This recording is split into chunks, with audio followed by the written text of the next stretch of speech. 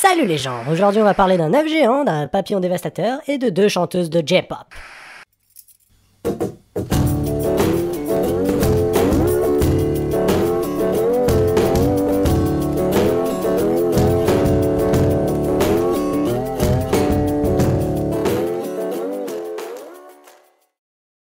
Premier épisode de C'est pas si mal, l'antre des vieux films dont tout le monde se moque. Ces vieux films dont on voit encore les bouts de ficelle, les décors branlants et les costumes rapiécés. Moi, Elliot, pourfendeur des moqueurs, j'ai la tâche ardue de dépoussiérer ces vieux films. Et ainsi de vous montrer que c'est pas si mal. Aujourd'hui on s'attaque à du lourd avec Mothra, ou Mozura en japonais. Petit historique. Après la Deuxième Guerre mondiale et les attaques nucléaires que le Japon a subies, le pays se reconstruit peu à peu. Or, comme après chaque traumatisme, les mœurs évoluent et les habitudes, la vision du monde, les façons de se comporter, bref, la culture tout entière change. Le cinéma japonais ne fait pas exception. Et qu'est-ce qu'on fait quand on a perdu une guerre face à un pays qui vous a rasé 2 villes à la bombe nucléaire ? On le critique. Sauf que les Américains étaient pas bêtes, et leur surveillance très étroite du pays vaincu mena le cinéma japonais à critiquer les Yankees de manière un peu plus subtile que de simplement envoyer Bruce Lee péter les couilles à Chuck Norris. Mais Bruce Lee était pas japonais, patate. Ainsi naissait en 1954 le premier Kaiju Eiga, Godzilla, réalisé par Ishiro Honda. Je suis sûr que vous le connaissez, on en parle beaucoup en ce moment, j'ai pas très bien compris pourquoi. Godzilla symbolise les désastres naturels et atomiques qu'a subi le pays nippon. Une sorte de force de la nature incontrôlable qui casse tout sur son passage. Godzilla est le kaiju le plus connu, surtout parce qu'il est le héros d'une trentaine de films en tout. Mais faut pas croire, il y en a eu d'autres. Et pas mal beaucoup même. Je vais pas faire la liste complète, mais après Godzilla, on a eu Agirus, Rodan, Moguera, Varan, et puis d'autres, et vraiment beaucoup d'autres. Trop peut-être. Puis un jour, en 1961, fait son apparition Mothra, réalisé aussi par Ishiro Honda, qui en fait va réaliser énormément de Kaiju Eiga. Mothra, c'est 2 kaiju pour le prix d'un, un gros ver dégueulasse au début, puis un papillon dévastateur après. C'est lui le premier vrai symbole de la nature pure. Alors que Godzilla n'était à l'époque que le symbole des désastres causés par la bombe H, Mothra est une créature déifiée, invoquée dans le film pour sauver 2 sortes de fées de la nature. Alors pourquoi vous voulez pas le voir ? On parle bien sûr d'un gros papillon, déjà niveau virilité, une sensation de danger mortel, c'est pas top. Ensuite c'est vieux, en général on voit une grosse peluche lancée sur des maquettes en carton de centres urbains. C'est difficile de trouver un tel film en bonne qualité doublé français. Au mieux on peut tomber sur du japonais sous-titré anglais. Mais c'est pas si mal ! Mothra, comme je l'avais dit avant, c'est tout un symbole. C'est aussi le premier Kaiju Eiga pour moi à avoir un scénario un peu plus complexe que la structure de ses prédécesseurs, qui peut se résumer à présentation des personnages, présentation du gros monstre attaque la ville, décès d'un personnage, gros monstre battu.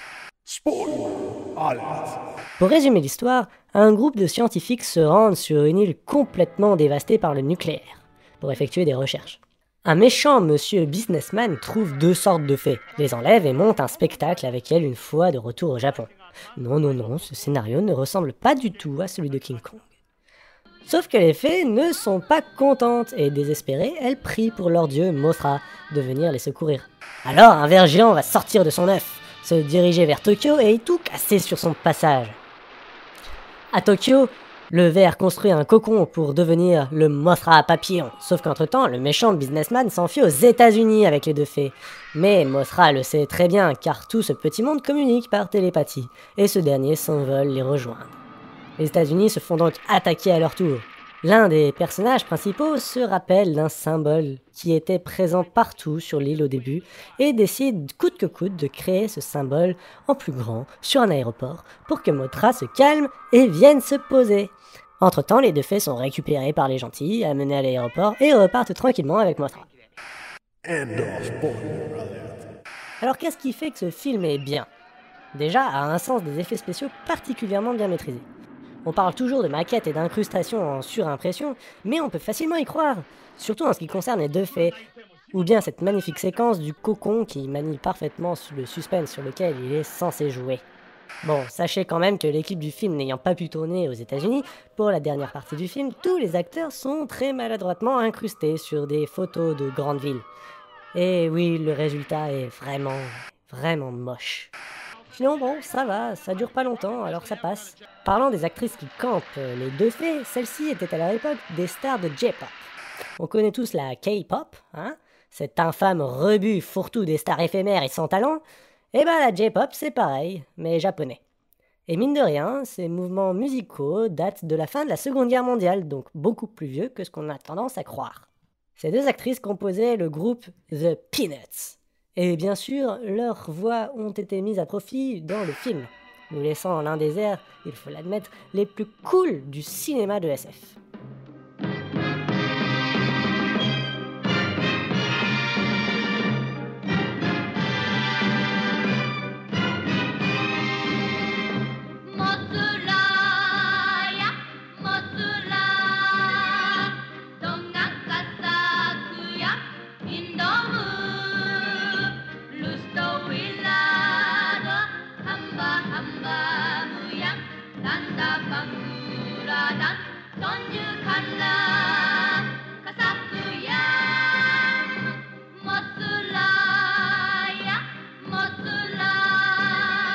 De plus, chose très étonnante, c'est son montage, très moderne, souvent alterné. Le montage alterné est cette méthode qui permet de montrer plusieurs choses se passant au même moment, mais dans des lieux différents. Ou bien plusieurs choses se passant au même endroit, mais à des temporalités différentes.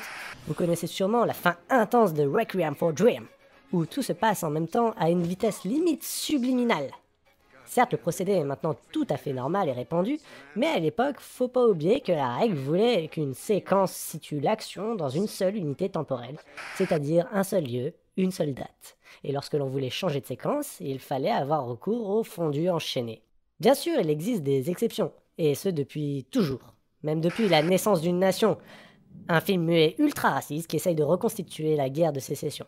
Mais ces exceptions restent des exceptions. Le but d'un film est d'être compréhensif pour tout le monde, et même pour le plus jeune public. Et un montage non linéaire était bien souvent considéré comme trop compliqué à comprendre. Je parlais tout à l'heure de la critique envers les Américains. Dans ce film, je sais pas trop comment prendre ce qu'il se passe. Car oui, Mothra va aux États-Unis tout détruire. Oui, c'est de la faute du méchant, qui, même s'il est japonais, n'en est pas moins l'archétype du gros businessman capitaliste, égoïste et égocentrique. Mais pourtant, les Japonais ne rechignent pas à aller aux États-Unis pour aider les Américains. Il faut noter aussi comment est-ce que le personnage principal a eu l'idée du symbole géant sur l'aéroport. Le symbole est une croix, couplée avec les cloches des différentes églises de la ville, ça attire l'attention du bestiau. Forte connotation religieuse. Ishiro Honda pousse encore le bouchon, en laissant ses personnages se remettre entièrement aux dieux chrétiens. Et ce, même s'ils n'ont absolument aucune idée de comment faire. Comment doit-on prendre tous ces petits signes ? Une volonté de se réconcilier avec l'Occident, ou bien étaient-ce ces Américains qui ont participé au scénario du film ? Faites-vous votre propre opinion. Enfin bref, passons. Je terminerai par parler du mélange des genres. On a une base de gros films de monstres SF. Donc il y a de la casse, il y a de l'armée, il y a des morts, et c'est cool. En parallèle, beaucoup de personnages permettent de mettre les pieds dans plein d'univers différents. Les personnages principaux sont des journalistes, ce qui nous offre un petit côté film d'enquête, thriller même si l'appellation est un chouïa exagéré. On a les gros bras qui entourent le méchant du film, et ils provoquent quelques petites scènes de bagarre sympas. Bon, un petit peu ridicule, ok. On a aussi des scientifiques, une île déserte pleine d'indigènes pour le côté post-apocalyptique. Et un enfant sympa et drôle pour ajouter une pointe d'humour et plaire à la famille. Au final, ça donne un film carrément plus complexe qu'un simple film d'un mec déguisé en monstre cassant des villes en Lego. Bon, vous m'aurez compris, regardez-le, c'est pas si mal. Merci à tous d'avoir regardé, laissez un pouce vert si vous avez aimé, et partagez si vous avez pris votre pied. En attendant la prochaine, et portez-vous bien.